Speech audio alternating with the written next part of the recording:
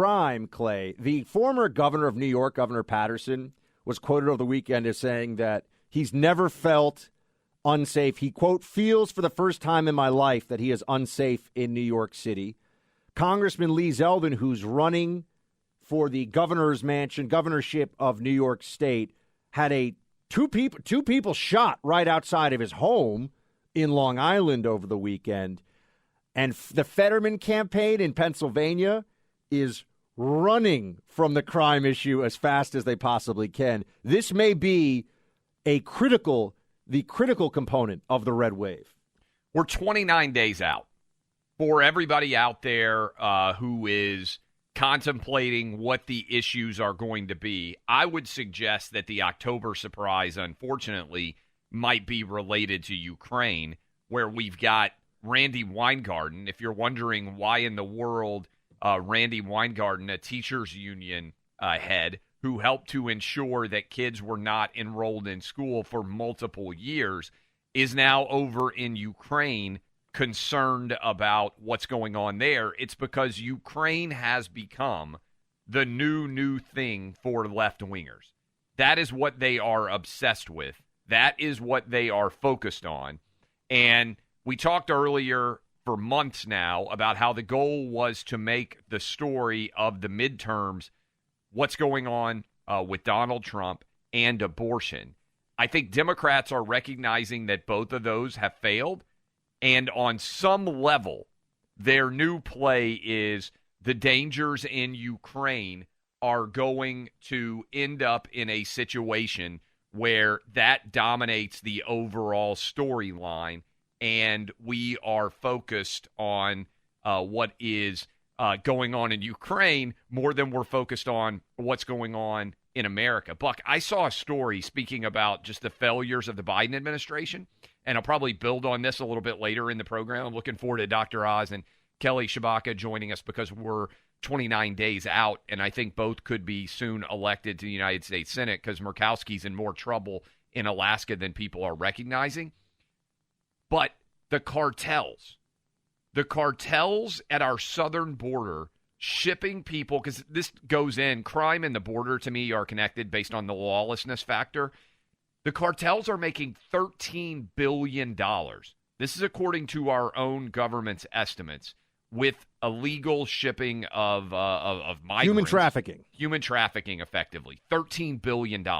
Putting that in perspective, Buck, that's more than the NFL, that's more than Major League Baseball, and that's more than the NBA will make. I mean, those are big industries in our country, but we are talking about the human smuggling cartels at our southern border having a bigger business than the NFL. So it's bigger than the NFL. And I think everyone needs to understand as well, these issues, the lawlessness, it's actually all related. The interconnectedness of the deterioration of public safety. You bring up the border. I brought up what's going on here in New York City, just as an example. And we could pick any major city. Okay, well, guess what? The fentanyl, for example, that is causing unprecedented levels of overdoses, but also there are junkies out in the streets now. Places like Portland have effectively decriminalized it. San Francisco's decriminalized it. Those junkies are mentally deteriorating from the usage and the addiction to this, highly potent drug that the cartels are pushing into cities. They are committing crimes in order to get the money, to get the cash, to be able to continue to feed their habit. The violence that we're seeing, the shootings that we're seeing, a lot of it, not all of it, but a lot of it is related to turf wars over drugs. So people are shooting each other so that they have the right within the underworld to sell. I mean, we've all seen The Wire. We know, you got to protect your corner, that whole mentality. So the flood of illegal drugs over the border is actually flooding all of our cities with, and when I say cities, it is also towns, folks. It is even in rural areas now with overdoses, with destruction of families, with extreme gang violence, and with people who are just engaged in day-to-day lawlessness because they're drug users who are out in public doing this without the police intervening in any way. This is the guys walking around Times Square who, look, I mean, Clay, I can see this. I was walking with Carrie this weekend. There's another one. There are people walking around, it's pretty cold here now, shirtless, that screaming at the moon and cursing and yelling at old ladies and everything. These are drug addicts.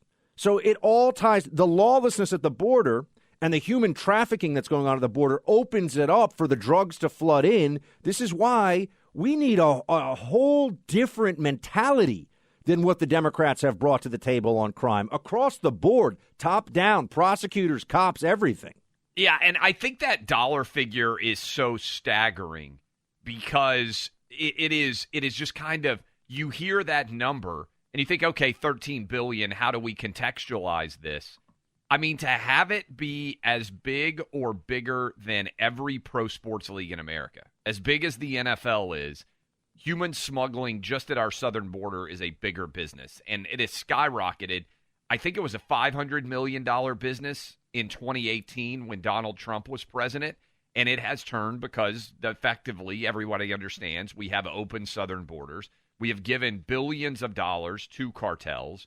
And as a result, they have taken over our southern border. And one thing, if you wonder, Buck, why so many people who are Hispanic down on the southern border are adamantly opposed to what's going on, it's because they see the violence. They know exactly what's going on. They've got, a lot of times, friends and family on both sides of the border, and they think to themselves, how can the United States be spending $25 billion at least on Ukraine's border and not willing to spend any money at all on our own border? It's backwards. I mean, the most wealthy and influential criminal organization in the world, effectively, or organizations, are the narco traffickers that are right on our southern border and that are poisoning our cities and destroying our country. And remember, the Chinese, there is a tie-in here, the Chinese have been selling in bulk industrial quantities. Now, they say they're not doing it anymore, but does anyone really believe that? They were selling the precursors to the cartels in Mexico, and the cartels in Mexico are now so sophisticated that they are, running full-scale factories on the Mexican side of the border, and they're selling pills that look exactly like pharmaceutical-grade pills. So people are dying a lot of the time. They think they're taking something that was made by Big Pharma, so at least they have some sense of quality control, dosage control. They are taking something that was made in a giant vat by people who will engage in the most ruthless violence imaginable as long as it helps them make money. They could care less about people dying and overdosing and all the rest of it. Is there any urgency at all, Clay? I mean, you bring it up. It's 2,500%, by the way, yes, is the increase in the human trafficking money that the cartels are getting. Does anyone have the sense the Biden administration has even the least bit of urgency to deal with our border? No, there's zero urgency. And, Buck, you mentioned the danger of the drugs that are being created, the fentanyl. Even scarier, they're now making fentanyl that looks like candy. Yep. And so I remember, and you probably do too, back in the day at Halloween, there was this fear, this sort of urban legend that somebody was going to put razor blades inside of your candy. Do you remember that? Like when you were a young kid, that was that fear out there that might happen. Now there's concern that, and God forbid this happens anywhere, but that some of this candy-looking fentanyl could somehow get mixed in, or somebody could be evil and decide to do it for kids. And, I mean, all of this is just pretty crazy and scary, but it's evidence of our complete failure to secure our southern border and what it is meaning to the larger safety of America, because they are completely interconnected. The crime is out of control in this country, and our inability to stop crime at the border is directly enmeshed with that failure. No, it's Columbus Day, I think, right, for a lot of people out there, or for you in New York City now, Indigenous Peoples Day, I think is what they're calling it, right, Buck? They're probably they're probably going to have to circle around. I live very close to Columbus Circle in New York. Oh, yeah. And they have had to have a phalanx of police officers around the monument of Christopher Columbus because they're so concerned about people spray painting it, tearing it down, doing whatever. And it's a big monument, so obviously there are some risks beyond even just these people being lunatics who want to destroy our history. Did you get fall breaks? I don't think I got a fall break like the kids get fall breaks now. It's basically spring break. Everybody vanishes from the Nashville area and heads to the beach because it's still good weather here. So basically all our friends and our kids' friends are down here right now. And I got to say, it's a pretty good invention. I will give credit to Fall Break. I'm glad, by the way, Buck, that all those police officers who aren't able to actually enforce the law are being used in New York City to protect a statue while everybody's getting shot, murdered, raped like crazy all over the city. Clay, you've got to give the Times Square is a gun-free zone policy some time to kick in. Yeah. You know what I mean? That's really going to make some serious. By the way, I think a judge has actually already challenged that here in the city as a violation of the most recent Supreme Court decision on New York's gun policies. The crime issue is absolutely front and center, and this is what should happen. I mean, people should realize that this city, this country, is less safe. When I say the city, I mean New York, but in general, this country is less safe now on its streets than it has been in many years, and this is because of Democrat policies. We'll give you a few examples of this, because I think this is one thing the Democrats, they thought the media, my belief, Clay, is they figured the media would just not cover it, and people wouldn't really be that aware, and that more than even the statistics are startling. I mean, you can sit here, 1,000 shootings in Portland last year, Philadelphia, its highest murder rate ever, Atlanta having 3 years in a row of massive murder increases, Chicago, more people dying per capita in Chicago than, in Middle Eastern war-torn countries right now. I mean, it's crazy what's going on, but the videos which give a visceral feeling of awfulness and terror to people seeing what's happening in their own communities. I mentioned Lee Zeldin just had a shooting outside of his house. Yep. Over the weekend, and he's obviously very upset about that, understandably. Here is, and this was a story that Outkick is covering. I note that, one, because Outkick's a great site. Two, not that many, CNN, not all over this. ABC News, interesting. Outkick.com covering this, and Fox News, obviously, that there is a guy who on Friday, he is a Guatemalan national in the United States illegally, an illegal immigrant, asked to take a photo with some Vegas dancers. I think there was some, they didn't want to, or I don't know, whatever. Yeah, I think it was showgirls. If you go to like a Vegas style show, like showgirls were walking out of that casino. Right. And he said something about being a chef, and they didn't take the photo, and he pulled out a massive knife and stabbed, 8 people, 2 of them fatally, I believe? Yes. So a mass stabbing incident, 2 people dead. Now, I understand people could say, well, there are mass shootings that occur, and there are mentally deeply ill and dangerous people that exist in a society of 330 million people. Clay, this individual was not supposed to be in the U.S., period, and the 2 people who are dead and their families should turn and look to the federal government and say, this is on you. Yes. This person should not be here, but you allow him to be here because it makes the lib elites like Pelosi and Schumer and Biden feel good about themselves. This is a direct connection between the lawlessness at our southern border and how it contributes to the lawlessness in this country. And not surprisingly, because Nevada is in the midst of a really tight governor's and Senate race, they're trying to pretend this story didn't happen. But listen to Fox News reporter Matt Finn here explain exactly what happened, and I want you to think about how big of a story this should be, especially given the battleground state and nature of where this took place in Las Vegas, near the Strip, where all of you have been. If you've been to Las Vegas, you've walked right around this area, millions of people there all the time. Listen to this. The stabbing suspect is 32-year-old Yoni Barrios, a Guatemalan national who does have a criminal record here in California, an ICE source tells Fox's Bill Malugin. Police say Barrios stabbed 8 people near the Wynn Hotel on the Las Vegas Strip around lunchtime yesterday. A 47-year-old and a 30-year-old Las Vegas resident died. According to a police report, Barrios went from California to Vegas to stay with a friend, but the friend did not allow Barrios to remain at the house. So Barrios then took a bus to the Las Vegas Strip, where he approached a group of 4 showgirl impersonators. He said he was a chef and asked to take a picture with the women holding his knife, but then Barrios stabbed 2 of them, killing 30-year-old Maris DiGiovanni.